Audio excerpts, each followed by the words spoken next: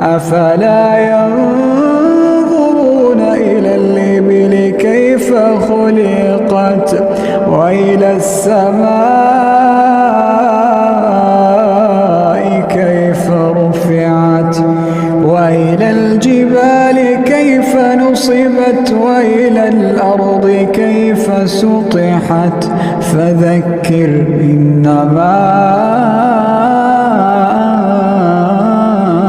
مذكر لست عليهم بمسيطر إلا من تولى وكفر فيعذبه الله العذاب الأكبر.